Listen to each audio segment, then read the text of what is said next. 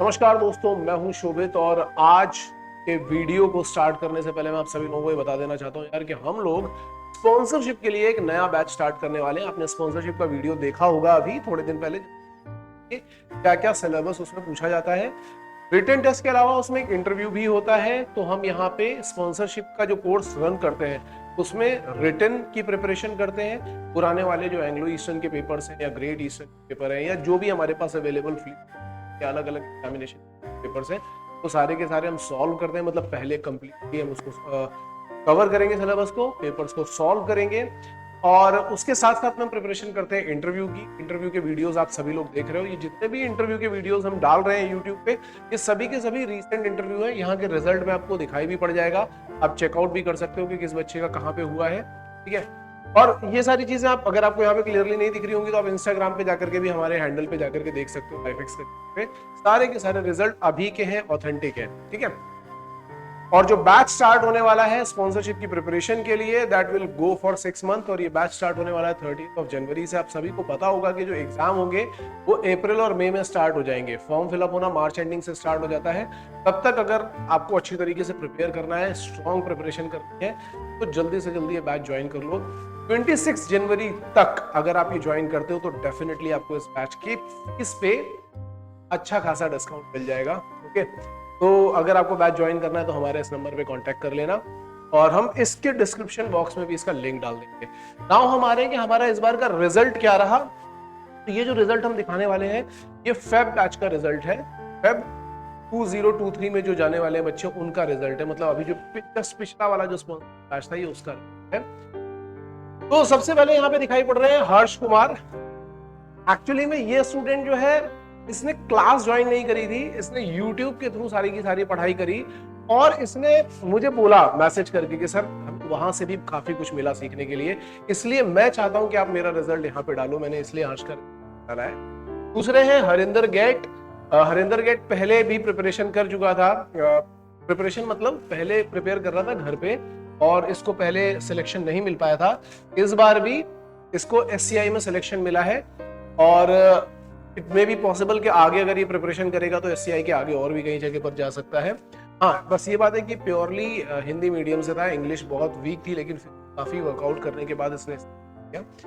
कुशित गोस्वामी, ये last time का result भी है लेकिन इसके साथ में 12th की प्रॉब्लम हो रही थी, इस वजह से इस बार इसको फिर से एग्जाम देना पड़ा और इसने ग्रेट ईस्टर्न का रिटन और इंटरव्यू दोनों ही चीज करी है। कुशित एक ऐसा स्टूडेंट है जो 24 ईयर्स का है और अब इसके पास लास्ट चांस है। घर में बहुत सारी प्रॉब्लम्स थी, पढ़ाई कंटिन्यू नहीं कर पाया और बाद में इसने NIOS बोर्ड से एग्जाम दिया। पिछली बार भी MUCT का एग्जाम क्लियर किया था, टॉप 2000 में इसने रैंक ली थी और ग्रेट ईस्टर्न क्लियर किया था और उस समय NIOS का रिजल्ट ना आ पाने की वजह से लास्ट टाइम यानी कि अगस्त में नहीं ले पाया था। इस बार फिर से इसके साथ में यही प्रॉब्लम हुई है। ग्रेट ईस्टर्न का रिटन और इंटरव्यू क्लियर करने के बाद फिर से रिजल्ट में डिले होने की वजह से नहीं जा पाया। तो he is preparing once again, but इस बार 2 बार ये क्लियर कर चुका।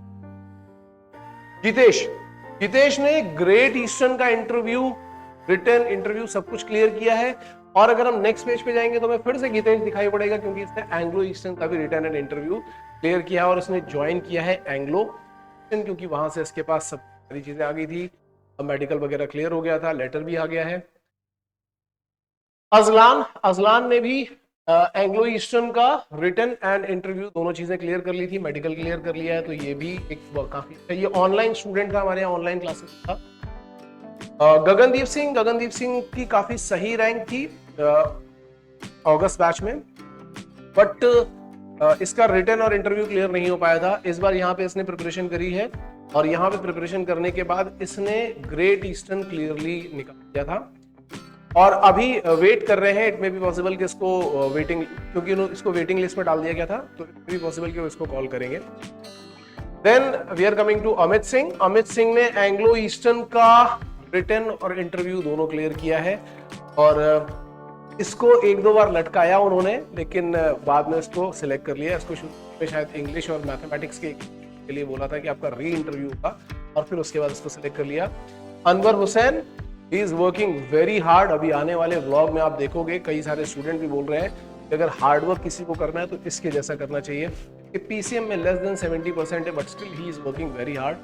और अगर मुझे क्लास में कोई स्टूडेंट दिखेगा ना, one of the most dedicated students में आता है अनवर, और इसने भी ग्रेट ईस्टर्न का रिटन एंड इंटरव्यू क्लियर किया हुआ था, बट इसको भी वेटिंग लिस्ट में डाला है just because of the percentage. Let's see, let's hope for the best. And then हम आते हैं धैर्य के पास। धैर्य ने ग्रेट ईस्टर्न का रिटन एंड इंटरव्यू दोनों क्लियर किया है। इसके अलावा धैर्य ने एंग्लो ईस्टर्न भी, यहाँ पे देखोगे तो एंग्लो ईस्टर्न का रिटन और इंटरव्यू दोनों क्लियर किया, मेडिकल भी क्लियर किया, and he is going to join. Ajay Chaudhary, one of the best student, अभी तक के जितने भी स्टूडेंट इस बैच में आए थे ना, उनमें ये सबसे खतरनाक स्टूडेंट था। क्योंकि आप बिलीव नहीं करोगे, ये वैसे पढ़ने में काफी अच्छा है, पहले एनडीए के लिए प्रिपेयर कर रहा था, समहाउ सिलेक्ट नहीं हो पाया वहां पे। 90s में इसकी परसेंटेज है, और उसके बाद इसने रिटर्न, तो मतलब जो मैंने इसको बोला था, जितने मैंने पेपर्स करवाए थे क्लास में, उन्हीं पेपर से इसने रिटर्न निकाल दिया था। और जो मैंने इसको क्वेश्चनेयर दिया था ना इंटरव्यू का, क्योंकि आपको पता होगा कि हम इंटरव्यू के क्वेश्चंस पीडीएफ के फॉर्म में देते हैं अलग अलग कंपनी, इस बंदे ने 4 दिन के अंदर सारे के सारे क्वेश्चंस उड़ा दिए थे। इसका इंटरव्यू इतना अच्छा हुआ, और ये केवल 4 दिन की प्रिपरेशन में इसने, सिर्फ और सिर्फ 4 से 5 दिन की।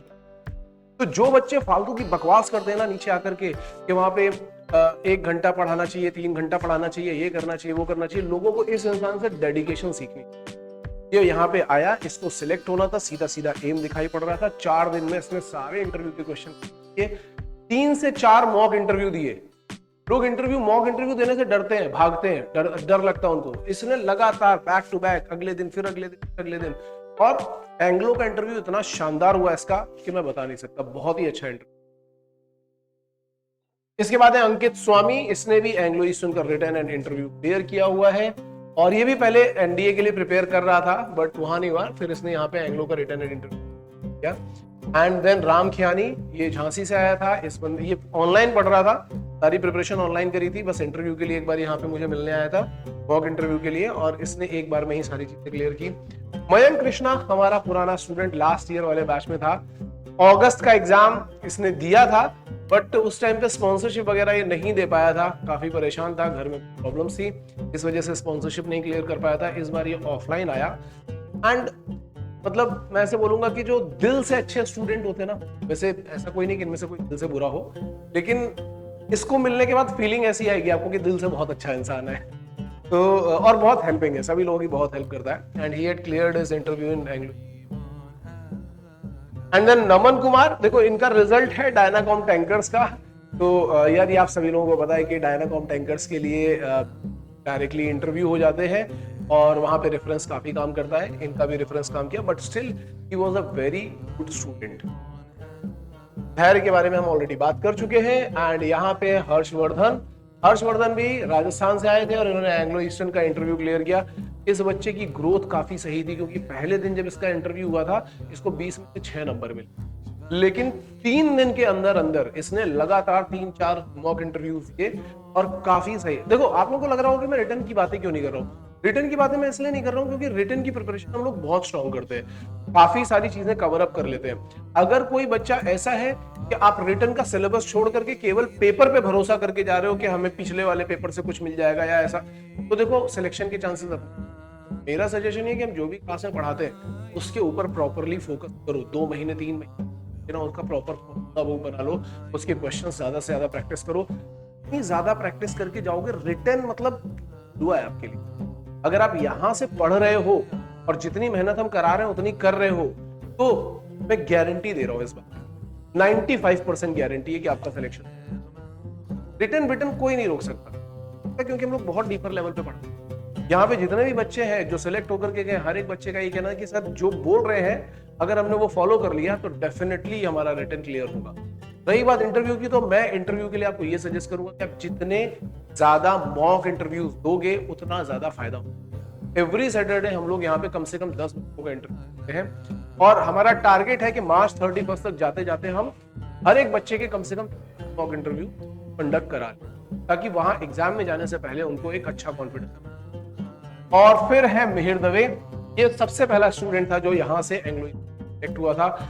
ये भी प्रिपरेशन कर रहा था एनडीए की, और उसके बाद ये आया था पंचगनी से यहाँ पे, और शुरू में बहुत डरा हुआ था, थोड़ी सी होम सिकनेस भी थी, घर जाने का बहुत मन कर रहा था, बट मैंने इसको बोला कि हिलना मत यहाँ से, अब तू आ गया ना, यहाँ से हिलना मत, क्योंकि जिस प्रोफेशन में तू जा रहा है ना वहां पे बहुत सारे चेंजेस आएंगे।